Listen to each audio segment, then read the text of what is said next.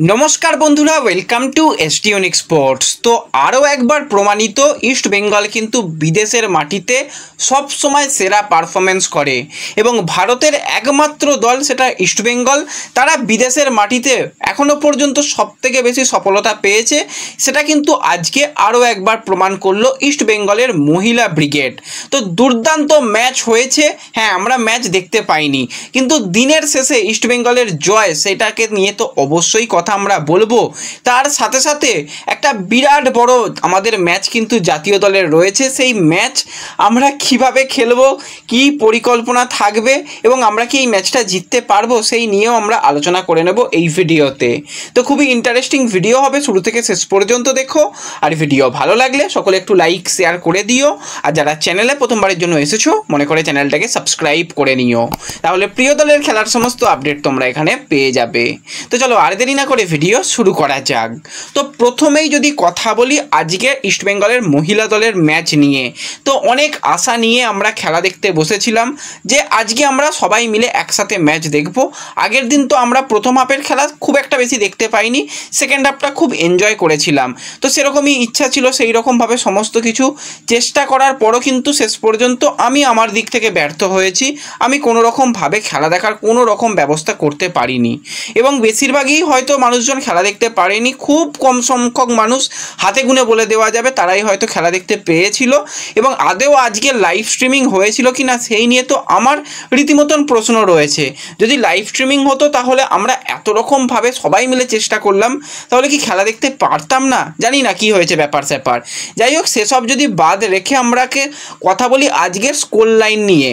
আজকে ইস্ট বেঙ্গলকে যে কোনো মুহূর্তে হারানোর একটা পরিকল্পনা ছিল, এটুকু ডেফিনেটলি বলতে হয় একটা যে তাদের হারাতেই হবে, তা না হলে কিন্তু হবে না। কিন্তু ইস্ট বেঙ্গলের মতন পারফরমেন্স করেছে। লাল হলুদ জার্সির কালার বড় ম্যাচে খেলে বিদেশের মাটিতে লাল হলুদ আলাদাই পারফরমেন্স করে, সেটা আজকেও প্রমাণিত। সঙ্গীতা প্রথম গোলটা 9 মিনিটের মধ্যে করেছে এবং সেখান থেকে লিড নিয়ে নেয়। ফার্স্ট হাফে ইস্ট বেঙ্গল লিড নেয় এবং সেকেন্ড হাফে একটা গোল ইস্ট বেঙ্গল হজম করে। এবং তোমাদের জানিয়েছিলাম ইস্ট বেঙ্গল যদি আজকের ম্যাচ ড্রও করতে পারে তাহলেও কিন্তু ইস্ট বেঙ্গল পরবর্তী রাউন্ডে চলে যাবে। তো ইস্ট বেঙ্গল শেষ পর্যন্ত ম্যাচ ড্র রাখে। যখন অ্যাডেড টাইমের খেলা চলছিল, অ্যাডেড টাইম শেষ হয়ে যাওয়ার অনেকক্ষণ পর পর্যন্ত ফুল টাইম রেজাল্ট আসতে সময় লাগলো। তো যাই হোক, দিনের শেষে ইস্ট বেঙ্গলের জয়টা প্রয়োজন ছিল, যে গ্রুপ চ্যাম্পিয়ন হওয়া। হ্যাঁ, আজকে ড্র হয়েছে, তবু ইস্ট বেঙ্গল গ্রুপ চ্যাম্পিয়ন, কারণ প্রথম ম্যাচে 3 পয়েন্ট, আজকে 1 পয়েন্ট, 4 পয়েন্ট নিয়ে তারা গ্রুপ চ্যাম্পিয়ন হলো। এবং আজকে যারা ছিল কিচিস তারা কিন্তু 1টা পয়েন্ট আগের দিন পেয়েছিল এবং আজকেও 1টা পয়েন্ট, তারা 2 পয়েন্ট নিয়ে রইল এবং ইস্ট বেঙ্গল কিন্তু পরবর্তী রাউন্ডে কোয়ালিফাই করে গেল। তো ওভারঅল এটা ইস্ট বেঙ্গলের জন্য একটা বিরাট ভালো ব্যাপার হয়েছে, সেটা বলতেই হয়। এবং এটা একটা ইতিহাস তৈরি হলো, সেটা বলতেই হয়। আমরা খেলা দেখতে পারলে আরও অনেক খুশি হতাম, কিছু করার নেই, খেলা দেখতে পারিনি, কিন্তু ইতিহাসের একটা দিনে আমরা দাঁড়িয়ে রইলাম, এটা বলতেই হয়। এবং আজকের এই যে মহিলা দলের পারফরমেন্স, সেটাকে নিয়ে তোমরা কি বলবে অবশ্যই কমেন্টে জানিও। আমার তো বলার মতন কোনো ভাষা নেই। যেভাবে ইস্ট বেঙ্গলের মহিলা দল প্রথম দিন থেকে যখন দল গঠন করে, যখন প্লেয়ার সাইনিং হচ্ছিল, বিদেশি সাইনিং হচ্ছিল, আমি আমাদের চ্যানেল থেকে প্রতিনিয়ত যা আপডেট থাকে সেটা দিই। অনেকেই তখন পছন্দ করেনি যে ইস্ট বেঙ্গলের মহিলা দলের আপডেট, আমরা কত আশা নিয়ে বসে রয়েছি। পুরুষ দল, আরে পুরুষ দল মহিলা দলের মধ্যে কোনো পার্থক্য নেই। ইস্ট বেঙ্গলের মহিলা দল IWL চ্যাম্পিয়ন হয়ে তারা AFC খেলতে যাচ্ছে, তো তাদের সাপোর্ট করতে হবে না? আমি তো প্রথম দিন থেকে সাপোর্ট করেছি, স্টিল আজকেও চেষ্টা করেছিলাম, ব্যর্থ হয়েছি, কিছু করার নেই। যদি কেউ খেলা দেখো, কীভাবে দেখেছো আমাকে কমেন্টে জানিও। আশা করছি পরবর্তী সময় সেইভাবে খেলা দেখব। এবং খুব সম্ভবত আমি যারা দেখছিলাম আজকে, এগুলো তো প্রিলিমিনারি ছিল, সেখান থেকে ইস্ট বেঙ্গল গ্রুপ স্টেজে কোয়ালিফাই করেছে এবং গ্রুপ স্টেজের পট 3তে কিন্তু ইস্ট বেঙ্গল রয়েছে। প্রত্যেকটা পটে 3টে করে দল থাকবে। তো পট 3তে ইস্ট বেঙ্গল রয়েছে, সেটা কিন্তু উইকিপিডিয়া অনুযায়ী দেখলাম। পরবর্তী সময় এই বিষয় নিয়ে আরও ডিটেলস আপডেট তোমাদের সঙ্গে শেয়ার করে দেব। এবং অবশ্যই আমি প্রশংসা করব ইস্ট বেঙ্গলের মহিলা দলের হেড কোচ অ্যান্থনি অ্যান্ড্রিউজের। তো যেভাবে সে চেয়েছিল দলটাকে তৈরি করতে, ঠিক সেইভাবে তৈরি করতে পেরেছে। হ্যাঁ, ইস্ট বেঙ্গল যে প্রচুর অন পেপার শক্তিশালী দল করেছিল সেরকমটা নয়, কিন্তু যে দলটার রেজাল্ট এনে দিতে পারে সেই রকম দল তৈরি করা এবং দলের মধ্যে ফিল গুড পরিবেশ থাকলে সবাই মিলে ম্যাচ জেতার একটা তাগিদ থাকে, সেটা কিন্তু অবশ্যই ইস্টবেঙ্গলের মহিলা দলকে দেখে বোঝা যায়। এবছরে ইস্টবেঙ্গলের পুরুষ দলেরও কিন্তু সেই ফিল গুড পরিবেশটা শিবিরে রয়েছে।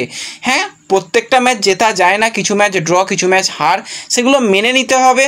তো আশা করছি ইস্টবেঙ্গলের এবছরে পুরুষ দলও খুব ভালো পারফরমেন্স করবে, এটুকু আমি আশাবাদী রয়েছি।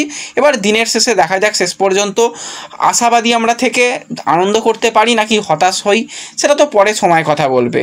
তো যাই হোক, আমাদের তরফ থেকে ইস্টবেঙ্গলের মহিলা দলকে অনেক অনেক শুভকামনা রইল। তারা পরবর্তী সময় আরও ভালো পারফরমেন্স করুক এবং একটা বিদেশের মাটিতে একটা ছাপ ফেলে আসুক, এবং এএফসি যদি জিতে নিতে পারে তো সেটা তো মানে বিরাট বিরাট বড় ব্যাপার হবে। তো সেই দিকেও আমাদের পরবর্তী সময় অবশ্যই নজর থাকবে।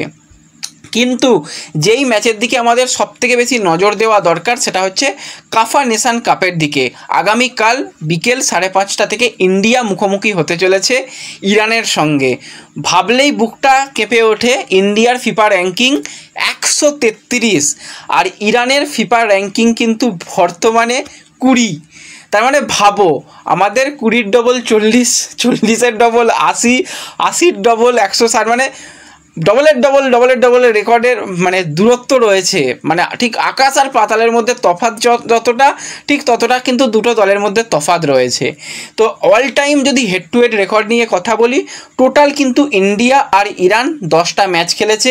ইন্ডিয়া অল টাইম রেকর্ডে একবার জিতেছে, একটা ম্যাচ ড্র হয়েছে, আর 8বার কিন্তু ইরান জিতেছে।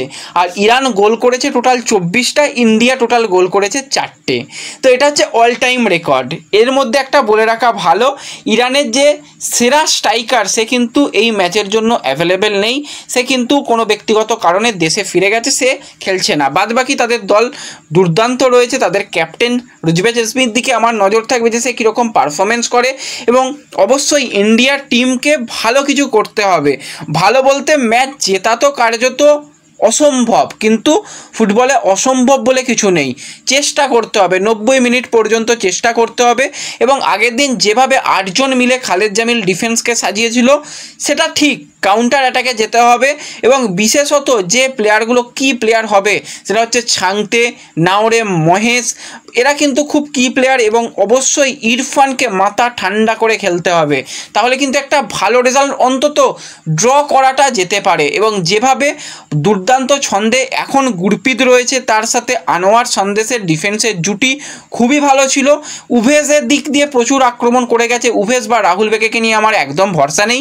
তো সেই জায়গাতে যদি ভালপুইয়াকে ব্যবহার করা হয় প্রথম থেকে, বা যদি রোশনকে ব্যবহার করা হয়, তাদের দুটো সাইড ব্যাক সঙ্গে রাহুল বেকে এবং উভেজকেও ব্যবহার করে দিক, 6 জন মিলে ডিফেন্স করুক, কোনো অসুবিধা নেই।